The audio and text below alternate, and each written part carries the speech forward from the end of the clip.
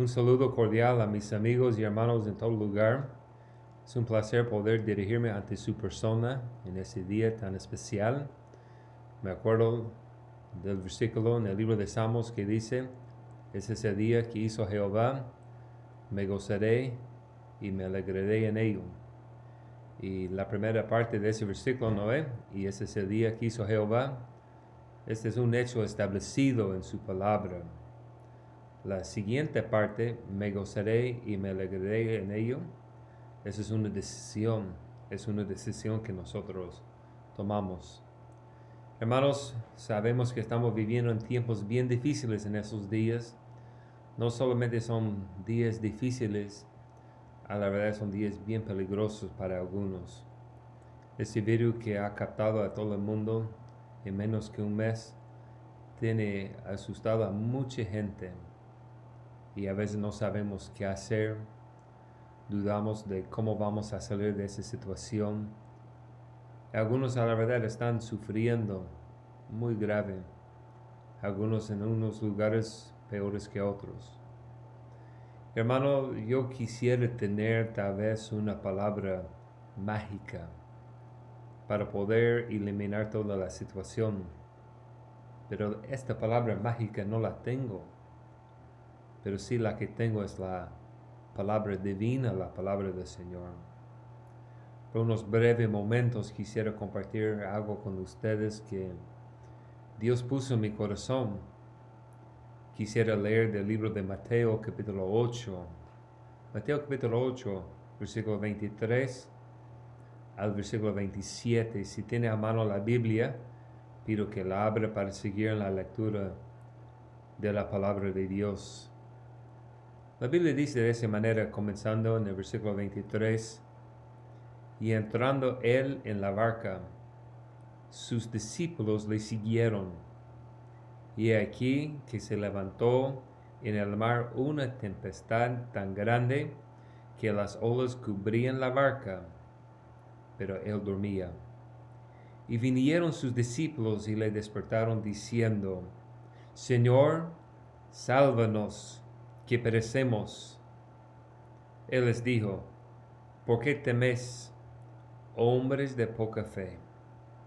Entonces levantándose, reprendió a los vientos y al mar, y se hizo grande bonanza. Y los hombres se maravillaron, diciendo: ¿qué hombre es este que aun los vientos y el mar le obedecen? Una muy buena reflexión, ¿no es? Para ayudarnos a entender que no hay nada que esté afuera del control de Dios. Dios es soberano. Todo está bajo su control.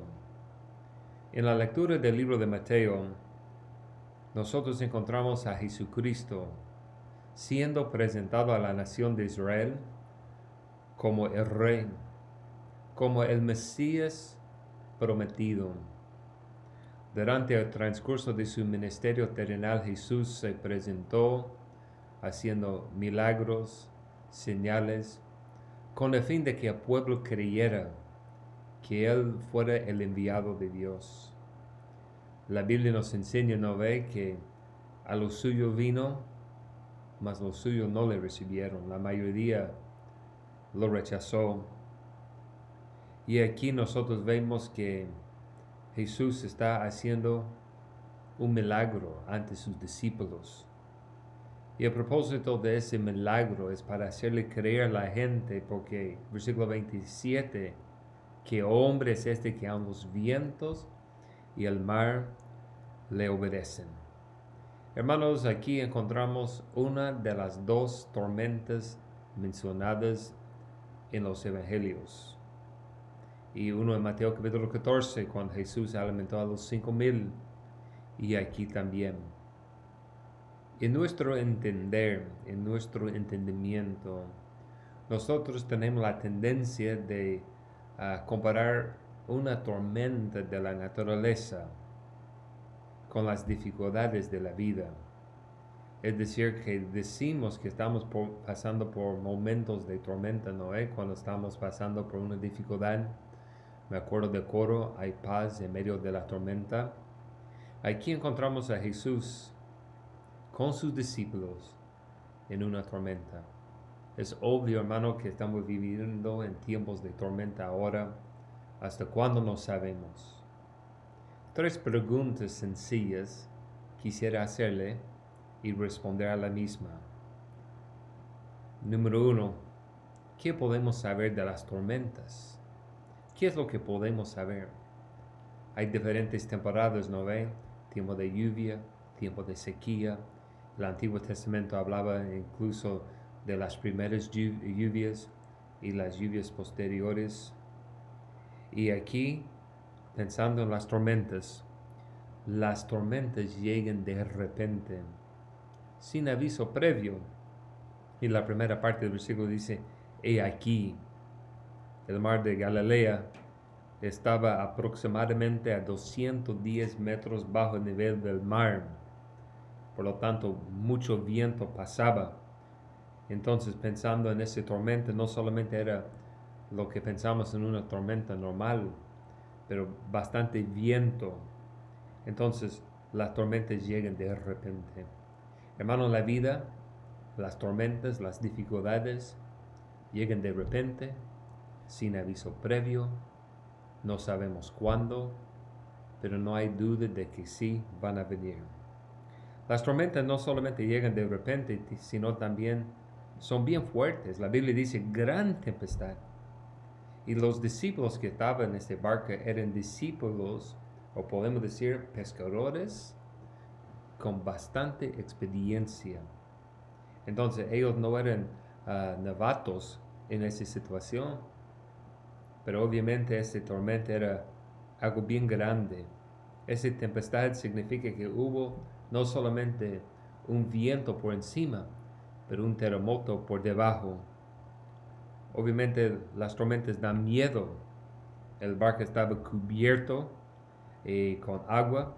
Algunos creen que esta tormenta tal vez fue de origen satánico, con el fin de que Jesús fuese destruido. Entonces aquí esta situación, esta tormenta, estaba fuera del control de los discípulos. Hermanos, estamos viviendo en tiempos difíciles, fuera de nuestro control, pero confiamos en el Señor. La segunda pregunta que vemos aquí, ¿cuáles son las formas de reacción? ¿Cómo podemos responder nosotros? Nosotros, como los discípulos, ¿no ve? Podemos responder con miedo. Jesús les pregunta, ¿por qué teméis? Durante su tiempo con Jesús, los discípulos habían sido testigos oculares de los milagros que Jesús había hecho. Para los discípulos, toda esperanza se había perdido. No fue una exageración de la muerte, pero fue una realidad, a menos que algo sucediera. Algo tenía que suceder para que ellos no murieran. Tenían miedo. Hermano, es posible que algunos de nosotros tengamos algo de miedo ante esa situación, sin saber qué es lo que va a pasar el día de mañana y pasado. Entonces tenemos miedo. Es algo normal. Pero a la vez podemos responder con fe. La fe puede desechar el miedo. Jesús, cuando habló a los discípulos fueron a despertarlo. Jesús respondió, hombres de poca fe. No les reprendió por haberle despertado. Aquí dice, poca fe. Ese me llama la atención porque no dice que no tenía nada de fe. Tenía algo de fe. Tenía suficiente para seguirle en la barca. Esa advertencia aquí es más delicada, como una reprensión amable. Tenía algo de fe. Entonces la instrucción aquí, Jesús está ayudándoles a entender que Él tenía control. Hermanos, nosotros no sabemos cómo ni cuándo, solamente sabemos que todo está bajo el control de Dios. Y la última pregunta, ¿A dónde vamos en las tormentas? ¿A quién podemos acudir en las tormentas, en los momentos de la dificultad? Obvio, podemos acudirnos a Cristo. Esta historia realmente nos muestra a Cristo tal como Él es. Su humanidad se revela porque estaba muy cansado, por eso se puso a dormir. El sueño es la respuesta al cansancio. Pero también vemos su divinidad porque Él hizo calmar la tormenta. ¿Qué sabemos de Jesús? Número uno, todos lo saben, no hay nada que Él no sepa. Él tenía entendimiento de la tormenta antes que sucediera. Estaba consciente, eso se llama la omnisciencia. Pero no solamente eso, sino que Jesús estaba siempre presente. Él estaba con los discípulos antes de la tormenta porque Él entró primero a la barca. Y no solamente estuvo presente, eso se llama la omnipresencia. No solamente presente antes, sino durante. Él estaba ahí durmiendo, Él estaba tranquilo y también estaba presente después de la tormenta. Cuando terminó la tormenta, Jesús todavía estaba ahí. Antes, durante y después. Jesús no solamente es omnisciente, todo lo sabe, omnipresente en todo lugar a la misma vez, sino también todopoderoso, omnipotente. Los discípulos eran conscientes de que Jesús podía ejercer su dominio sobre las enfermedades, pero por la primera vez estaban por ver su dominio sobre la naturaleza. A veces no sabemos, ¿no? Si Dios puede hacer algo o no. Pero vemos aquí que Dios no solamente puede calmar la tormenta, pero también Él puede calmar a sus hijos. Hermanos, tal vez usted está en ese momento asustado, sin tranquilidad. No hay nada que yo personalmente pueda hacer, pero sabemos que todo eso está en las manos de Dios.